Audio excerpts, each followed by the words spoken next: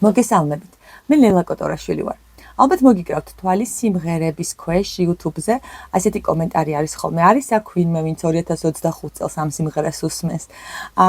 აი ეს კომენტარი გამახსენდა წიგნზე საუბრის დაწყებისას 42-მე-9 წიგნი უნდა გაგაცნოთ და უნდა გკითხოთ არის აქ ვინმე ვინც მერი დოჯის ჰანს ბრინკერი ანუ ვერცხლის ციგურები ამ წიგნს კითხულობს წიგნი დაწერა ამერიკელმა მწერალმა მერი დოჯი 1875 წელს ხოლო მე მიჭირავს ხელში ნაკადულის გამოცემა 1971 წელს გამოცემული წიგნი.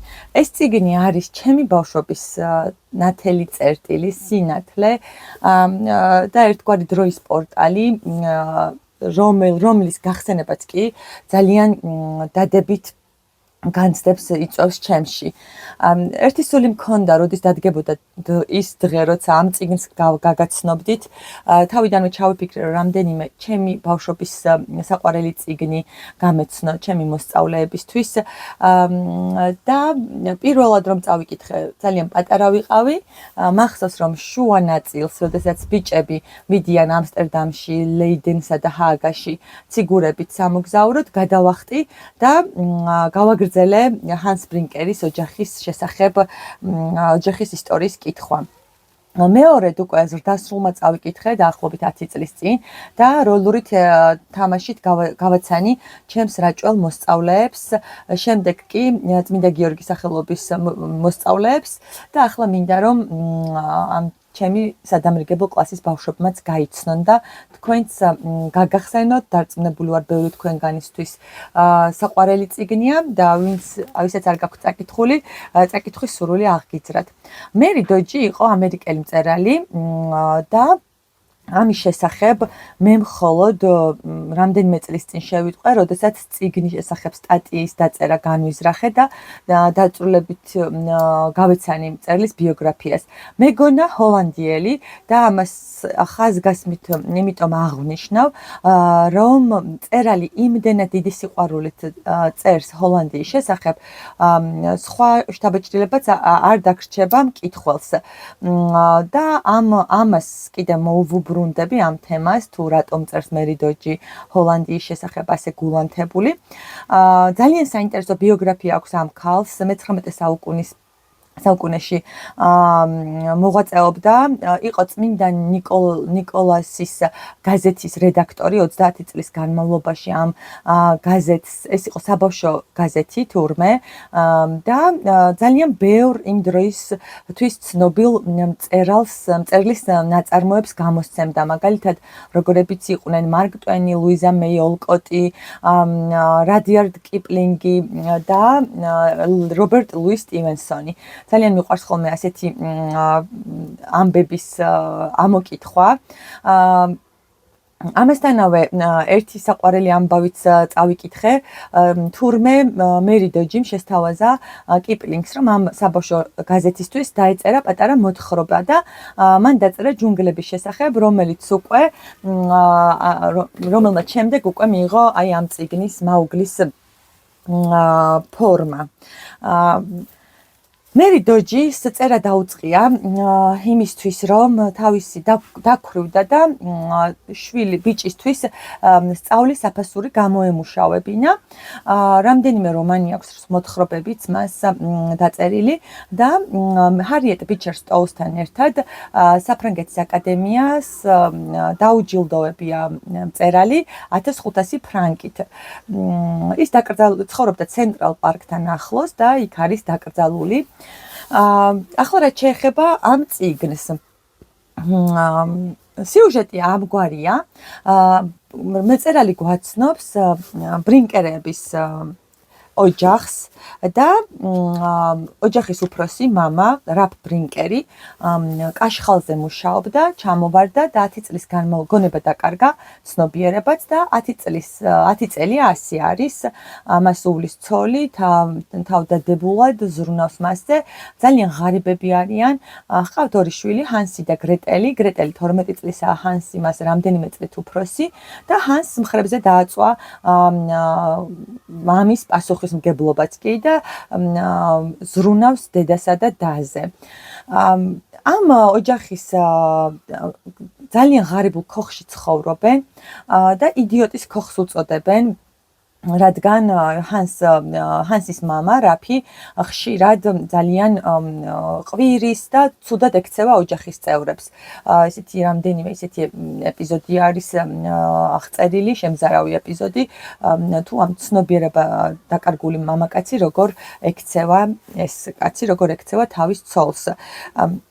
ამ ოჯახის ფონზე ჩვენ ვხედავთ მაღალი სოციალური ფენის ოჯახებს, ბავშვებს და მათ ურთიერთობას ამ ოჯახთან, ჰანსთან და გრეტელთან.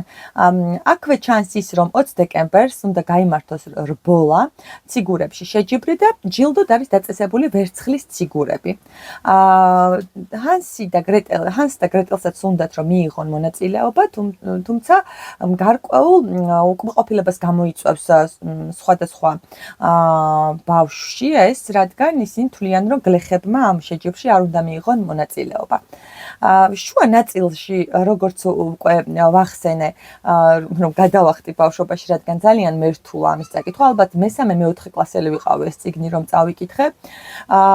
ასეთი რამ არის აღწერილი, ბიჭები პიტერ ვან გლეკის კაპიტნობით, მეთაურობით 6 ბიჭი მიდის ამ პატარა ბრუკში ცხოვრობენ თავად, როგორც მივხვდი ამსტერდამთან ახლოს არის ეს დასახლება და ბრუკიდან მიდიან ციგურებით ამსტერდამის, ჰარლემისა და ლეიდენის სანახავად.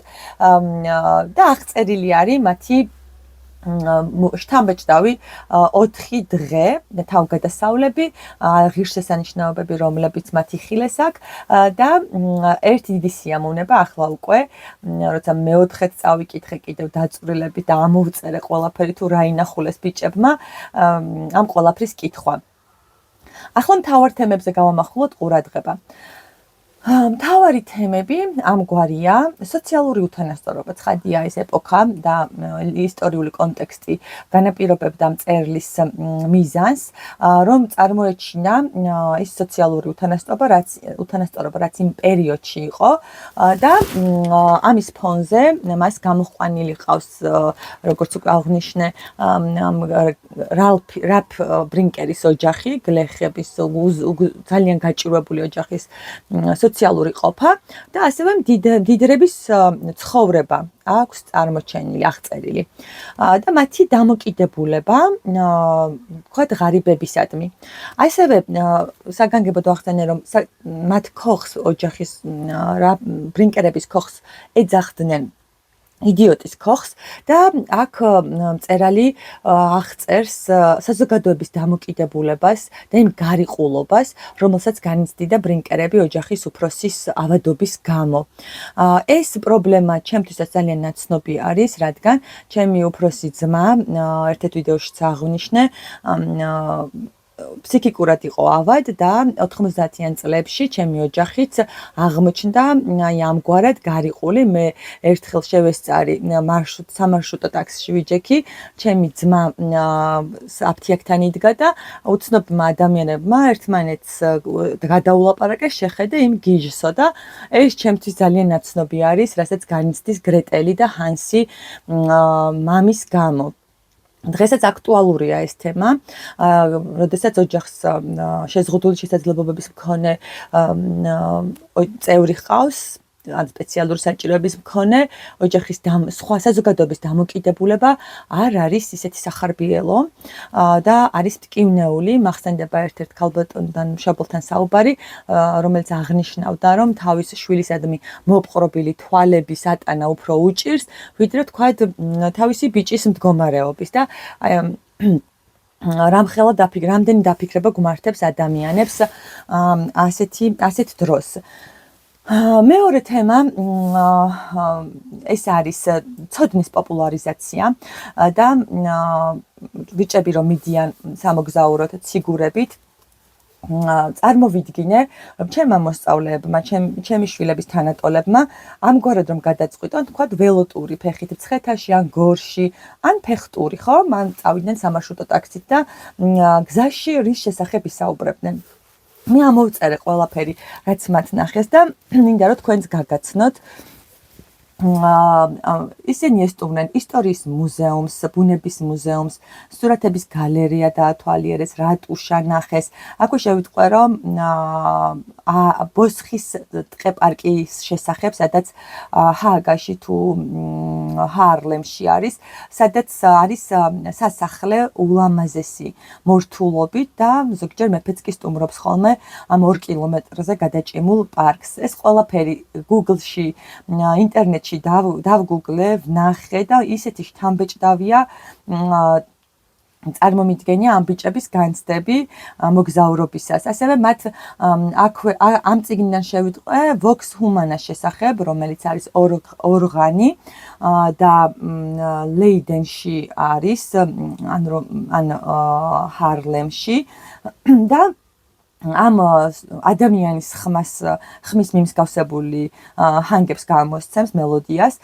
და ასეთი რამ აქვს ნახსენები ავტორს, რომ ერთხელ აქ ამ ორღანზე დასაკრავად ჰენდელიც კი სტუმრობდაო და მე მოვძებნე ჰენდელის მუსიკა და ვუსმენდი.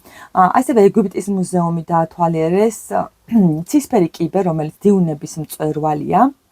და კიდევ ხო აქვე გავიგე რომ ესაუბრებიან აცნობენ ერთმანეთს ჰოლანდიის ისტორიას საგმირო ამბებს აქვე ხო შევიტყვე რომ კოსტერი იყო პირველი ჰოლანდიელები ასე თვლიან რომელმაც პირველი წიგნი საბეჭდიდას გამოიგონა და ჩვენ ვიცით გუტენბერგის სახელით არის ცნობილი გერმანელმა გუტენბერგმა გამოიგონა ეს დაზგა, მაგრამ თურმე ასე არ ყოფილა, ჰოლანდიელები ასე თვლიან.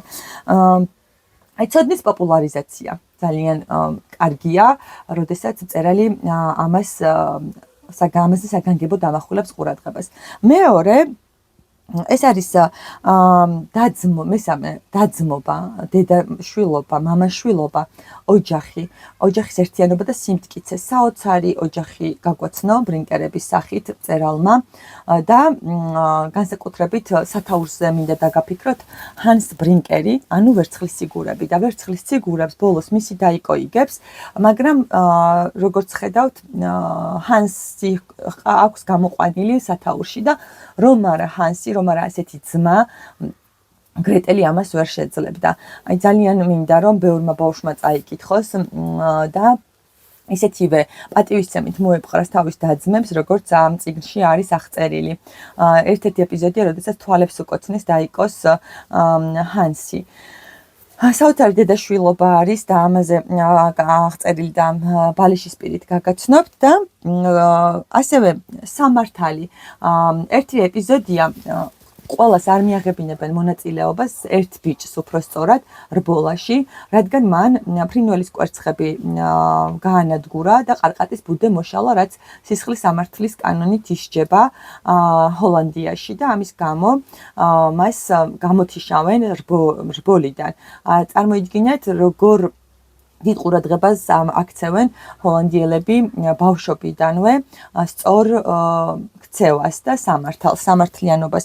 გუნდურობა, პიტერ ვან გლეკი არის ჩემი საყვარელი პერსონაჟი და ის არაჩვეულებრივი კაპიტანია თავისი გუნდისა და მისი გადაწყვეტილებები, მისი კეთილშობილება და სიმამაცე ბევრი ადამიანის გულს მოიგებს და მოუგია დარწმუნებული ვარ და ბოლოს დრო მეწურება როგორც ყოველთვის აუცილებლად მინდა გავამახვილო ყურადღება იმაზე თუ რატომ დაწერა მერიდოჯიმ ჰოლანდიის შესახებ ასეთი შთამბეჭდავი წიგნი.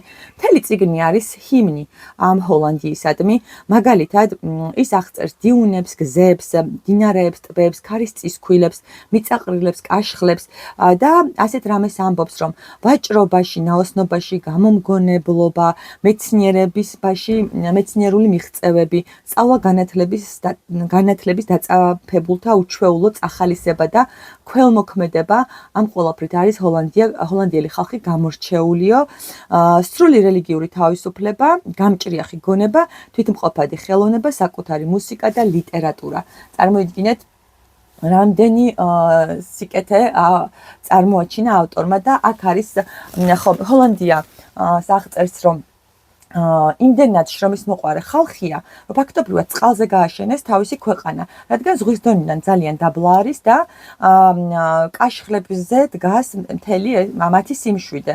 წყალდიდობები ხშირად იყო ხოლმე ამ ქვეყანაში და პატარა ჩვილების საკუნები და საფლავები ერთად დაცურავდნენო, აი ეს აღწერს ავტორი.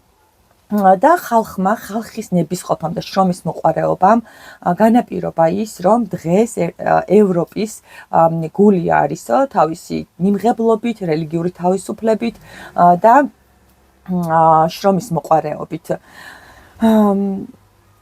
მინდა ახლა ბალეშისპირი გაჩვენ, ხო, და მახსენდება მე, როცა ასეთი ნიუ-იორკი ამ წიგნის სკოლიაში ამოვიკითხე, ამსტერდამელებს დაუარსებიათ მე-17 საუკუნის მეორე ნახევარში, სანამ ინგლისი დაეუფლებოდა იქაურობას და ერთგვარ მეორე ამსტერდამადაც მოიაზრებენ და მგონია რომ ერთგვარი მადლიერების გამოხატვა იყო თავისი წინაპრებისადმი ამ წიგნის დაწერა მერი დოჯის მიერ. რაც შეეხება ამ ბალეშისპირს ის ამგვარია და წარწერაში ასია. ჰე ჰანს მიმართა დედამ, როცა ბიჭი კართან შეყოყმანდა. ფეხს რაღაც ითრევ შემოგევლე. და ის შემოგევლეზე ამახვილებს ყურადღებას მწერალი. ერთხელ სადღაც დიდრების ოჯახში მსახურობდა და იქიდან უსწავლია, რომ თბილად მოექცეს თავის შვილებს და შემოგევლემო ფრთების შეასხაო ამ ბიჭსო. კიდევ ბევრი რამის თქმა მინდა, მაგრამ დრო მეწურება. შემდეგ წიგნამდე გემშვიდობებით. დიდი მადლობა.